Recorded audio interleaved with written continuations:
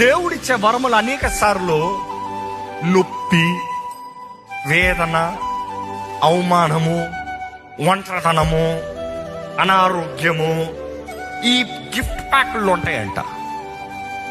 Gift ప్యాక్లు అంటే ఇవన్నీ చేస్తే లోపట ఉంటుందంట అసలుది. మనమంతా దేవుడిచ్చే బహుమానం ఎలా ఉండాలి? బ్లింగ్ బ్లింగ్ బ్లింగ్ అని ఉండాలి. చూసిన వెంటనే వావ్ ఐ వాంట్ ఇట్ అన్నట్టు కావాలి. అలా ఉండదు. ఈరోజు if you going through pain, suffering, praise God for it, because you are unleashing a gift. ఒక మనిషి నొప్పి, వేదన, ఈ ఒంటరితనంలోకి వెళ్ళేటప్పుడే తనలో ఉన్న వరం ఏంటో బయటకు వస్తుందంట. ఇక్కడ ఉన్నవారు ఎంతో మంది మీలో ఉన్న వరములు తనంతను ఇంకా తెలుసుకోలేదు, which means you have not really gone to the process of unwrapping it. Pressure in life will make you do really worse things, right? Loneliness in life will make you go to any extent.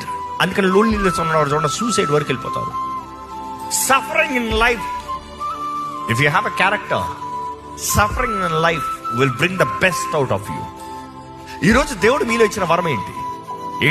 దేవుడు మీలో పెట్టిన బహుమానాలు ఏంటి? దేవుడు మిమ్మల్ని కోరి మీకు అనుగ్రహించింది ఏంటి?